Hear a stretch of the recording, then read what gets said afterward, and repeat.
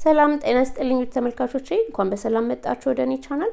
ዛሬ ይዤላችሁ የመጣሁት ቪዲዮ ለየት ባለ መልኩ የሚዘጋጅ የሕምባሻ አዘገጃጀት ነው። ይሄንን ሕምባሻ የጋገርኩት ርዕሱ ላይ እንደነገርኳችሁ 5 ሳንቲም በተገዛ ዱቄት ነው።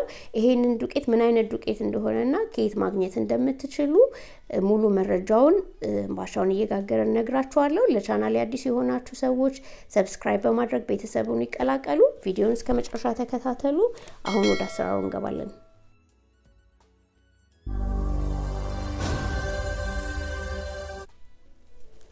እሺ እንደሌላ ጊዜው መጀመሪያ ላይ ደረቅ እርሾ እናደርጋለን። 1 ፓኬት ወይንም 7 ግራም፣ 2 ማንኪያ ስኳር እንደ ምርጫችን ማስቀረትም እንችላለን። ወተት 600 ሚሊ ሊትር ወይንም ደግሞ 2 ኩባያ ተኩል ትንሽ ከፍ የሚል ሞቅ ያለ ወተት እናደርጋለን። ጾም ሲሆን ደግሞ ውሃ መጠቀም እንችላለን፣ ምንም ችግር የለውም። ግማሽ ኩባያ የቬጅተብል ዘይት፣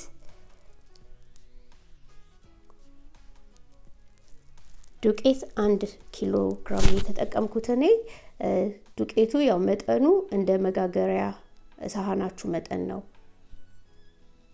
ይሄ ዱቄት በጣም ቆንጆ ዱቄት ነው። በጣም ስለረከሰ አሁን ዝም ብሎ ነገር እንዳይመስላችሁ 1 ፓውንድ የሚሸጥ ዱቄት ነበረ እና አሁን ቀንሰውት ነው።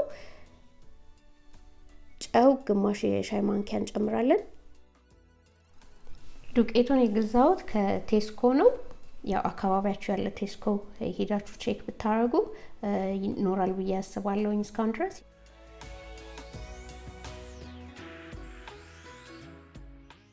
ስዕሉን አስገብቼ ነበር እዚህ ላይ የዱቄቱ ወረቀቱን፣ ግን ኮፒራይት እንትን ስላለኝ አውጥቻለሁ። ኮሚኒቲ ታቤ ላይ እለጥፍላችኋለሁ ምን አይነት ዱቄት እንደሆነ። 1 ሻይ ማንኪያ ቤኪንግ ፓውደር እንጨምራለን። በነገራችን ላይ ይሄ ዱቄት የኬክ ነው የሚለው የኬክ ዱቄት ነው። በጣም ቆንጆ ነው። የኬክም ቢሆን ለዳቦ ለሕምባሻ በጣም ቆንጆ ለስላሳ አድርጎ ነው የሚያወጣልንና ብትገዙት ትጠቀማላችሁ ብዬ አስባለሁ።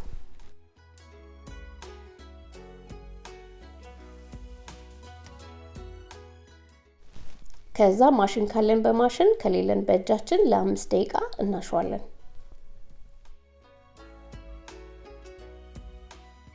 ሊጡ በጣም የቀጠነም እንዳይሆን በጣምም ደግሞ አይድረቅ። እዚህ ላይ እንደምታዩት ቢሆን ጥሩ ነው።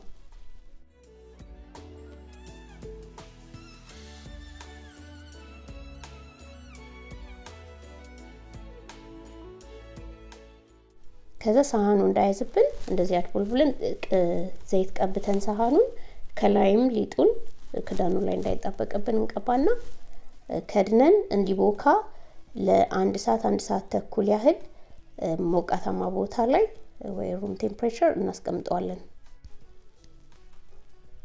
ከዛ አሁን መጋገሪያ ሳህናችን ላይ የምጠቀመው እዚህ ጋር ለየት ያለው ነገር ምንድነው? ገመድ፣ ይሄ የዶሮ የስጋ ምናምን የሚያስሩበት ገመድ አለ አይደለ? እሱን እንደዚህ ለክተን መጋገሪያችን ትሪ ላይ የመጋገሪያችንን ሳህን 2 እጥፍ ማለት ነው ርዝመቱ የምንቆርጠው። እንደዚህ አድርገን አራት ነው እኔ የምቆርጠው 8 ሳይዝ እንዲኖረው ማለት ነው፣ 8 ቦታ እንዲከፋፈል እና ይሄንን ማሳነስም በጣም ብዙ ማድረግ ትችላላችሁ፣ ዲዛይኑን እንደፈለጋችሁት ለማድረግ። ይሄ ክሩ አማዞን ላይም በየቦታው በየሱፐር ማርኬቱ አታጡትም።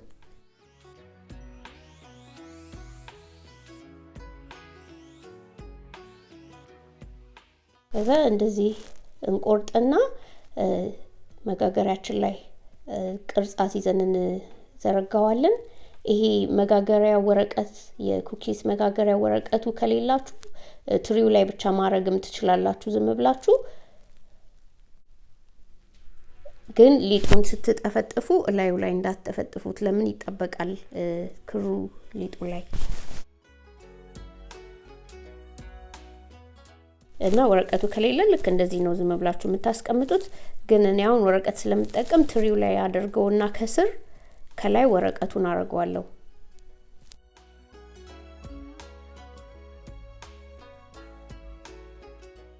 ሊጡ ከአንድ ሰዓት ተኩል በኋላ እንደዚህ በደንብ ቦክቷል።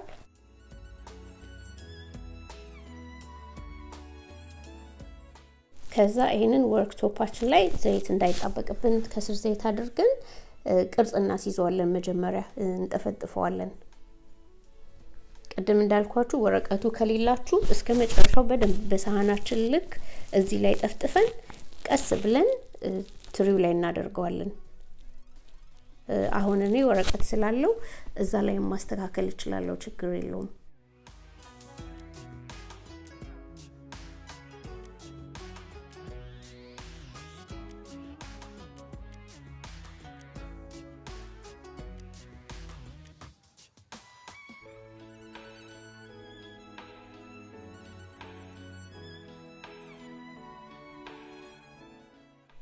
ከዛ ገመዱን ማስተካከል እንችላለን እዚህ ላይ ያለ እና እናስረዋለን።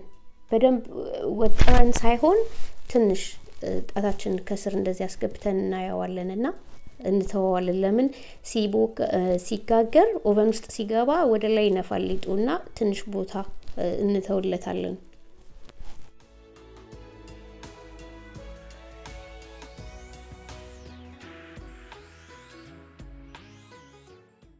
እኔ በጣም ነው ሉስ ያደረኩት ሳስረው። ከኔ ትንሽ ጠበቅ ብታረጉት እንደውም በጣም ቆንጆ ሆኖ ይወጣል ዲዛይኑና እንደዚህ አድርገን እናስርና እንቆርጧለን ጫፍጫፉን ትርፉን።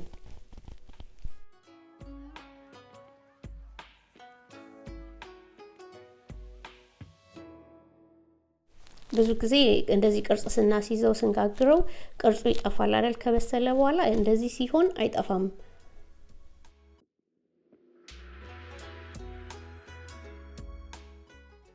እና ቢላ ወይ ደግሞ ምላጭ ነገር ተጠቅማችሁ እኔ ዘይት ውስጥ ነው እንደዚህ እንዳይጣበቅ ነከራ ያረኩትና የፈለጋችሁትን ዲዛይን ማውጣት ትችላላችሁ። አሁን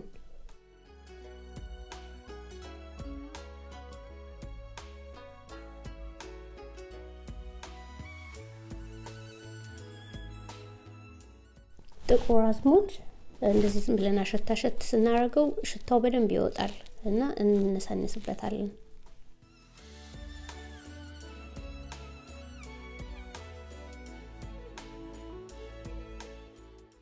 ከዛውን ከድነን ትንሽ ኩፍ እስኪል ለአንድ ለ10 ደቂቃ ምጣዳችን እስኪሰማ ድረስ ኦቨን እስኪሰማ ለ10 ደቂቃ ያህል እንተወዋለን። ከዛ ከ10 ደቂቃ በኋላ እንደዚህ በትንሽ ኩባያ ነገር ቢጫውን እንቁላል እና ወተት አድርገን እንመታዋለን አንድ ላይ።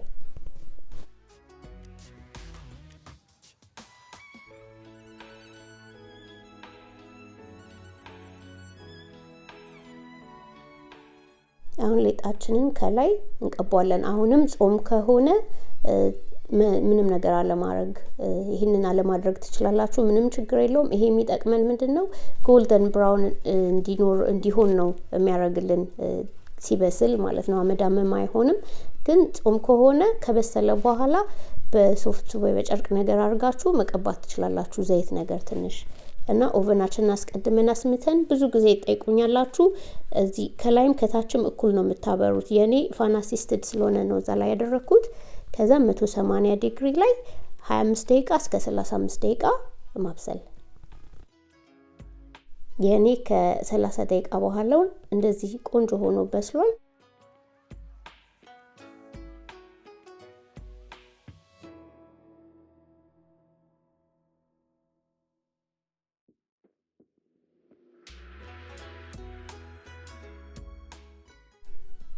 ከዛ እንፈታዋለን ክሩን ወይ ደግሞ በመቀስ መቁረጥም ይቻላል።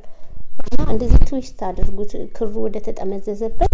አንዳንድ ጊዜ ይጣበቃል ዳቦ ላይና ሳይቆርስብን ለማላቀቅ እንደዛ ትዊስት እያደረግን መሳብ።